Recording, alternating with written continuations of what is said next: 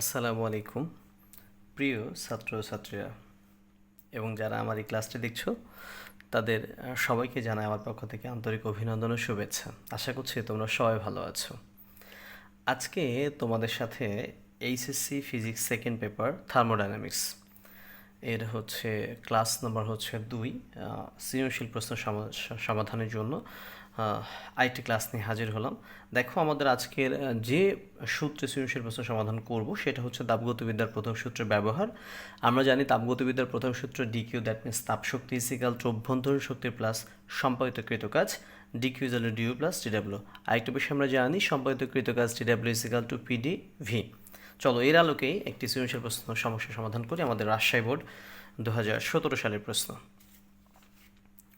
প্রশ্নটি দেখো যে তোমরা ক্লিয়ারলি দেখতে পাচ্ছ কিনা। আমি প্রশ্নটি একটু ক্রস করে নিয়ে যা যা বলেছে তা আগে আমরা লিপিবদ্ধ করে নেব। দেখো পিস্টনযুক্ত একটি সিলিন্ডারে কিছু গ্যাস আছে, অর্থাৎ একটা সিলিন্ডার আছে যেখানে পিস্টন আছে এবং কিছু গ্যাস আবদ্ধ আছে 300 প্যাসকেল স্থির চাপে। তার মানে দেখো আমি এখানে একটু শুরু করছি আর কি। দেওয়া আছে প্রথমে কি আছে আমাদের চাপ, pressure P is equal two 300 Pascal. ধীরে ধীরে 600 তাপশক্তি সরবরাহ করা হলো। তাপশক্তি সরবরাহ করেছে তার মানে তাপ শক্তি heat energy D Q is equal to 600 joule, এটুকুন দেওয়া আছে।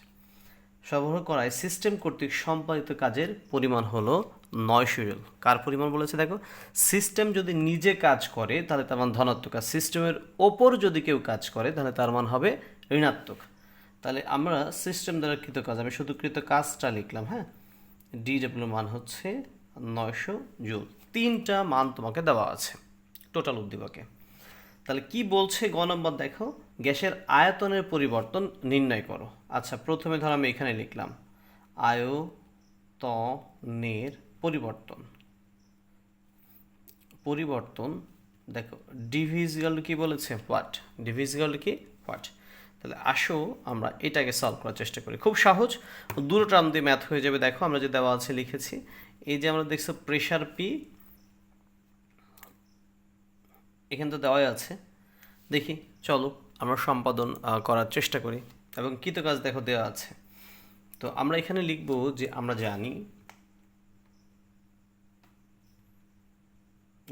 স্থির চাপে সম্পাদিত কাজ, তার মানে আমি শুধু কৃতকাজ লিখব। কৃতকাজ D W is equal to P D V. আমাদের কী চাচ্ছে বলো তো, ডিভি। আমাদের দুটো মান দেওয়া আছে, দেখো পি আছে আবার ডিডব্লিউ আছে। তাহলে আমরা এক কাজ করব, ডিভি রাখবো। তাহলে ডিভি পি তো এর সাথে গুণ আছে, এবার সেটা কী হবে, ভাগ হবে। ডিডব্লিউ ডিভাইড বাই কত, পি।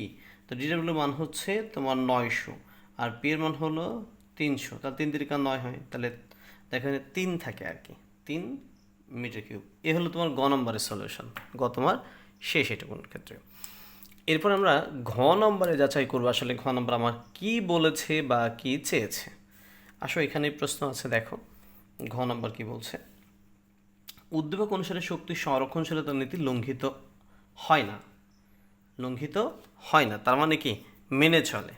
আমরা যেমন যান্ত্রিক শক্তি নীতি পড়েছি ঠিক একই রকম ভাষা তাপগতিবিদ্যার প্রথম সূত্র অনুসারে করা যায়, যেমন তোমাদের প্রথম ভিডিও ক্লাসে আমি এটা দেখিয়েছি। চলো তাহলে আমি পুনরায় এটা স্টার্ট করি আর কি, হ্যাঁ। ঘ নম্বর,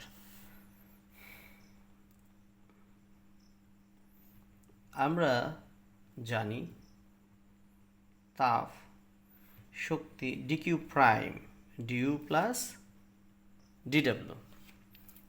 ডিউ প্লাস কি আছে, ডিডব্লিউ। তো প্রাইম আমি যদি চাও পরে দিলে হবে, আমি পরেরটা বের করে নিই একটু দেখো। তাহলে ডিকিউ আমাদের যেহেতু অভ্যন্তরীণ শক্তির কোনো মান প্রশ্নে দেওয়া নাই, মানে উদ্দীপকেই নেই, তাহলে কি করব, গয়ের কিছু অংশ ব্যবহার করব আমরা। দেখো D W, D W is equal to D Q minus কি, D U is equal to, দুঃখিত, D U is equal to D W plus আছে, এবার সাথে কী হবে মাইনাস। আচ্ছা ডিকিউ এর মান দেখো 600 ছিল, কত আছে 600, আর ডিডব্লিউ মান কত আছে তোমার 900, 900 আছে। তাহলে মাইনাস কত হলো বলো তো, 300। যেহেতু অভ্যন্তরীণ শক্তি তার কাজের হোক কি, জুল। তাহলে তুমি অভ্যন্তরীণ শক্তি পেয়েছো -300 জুল। এখন এখন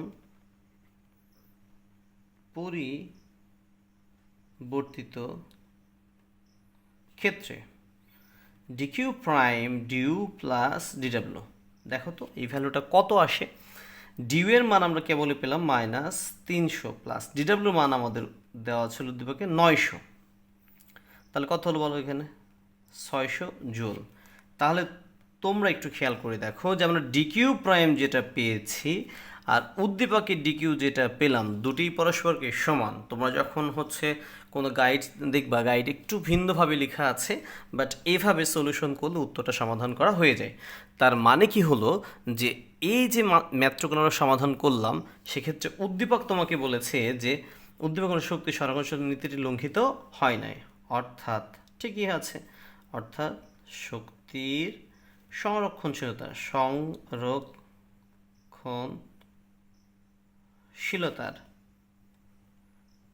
নীতিটি লঙ্ঘিত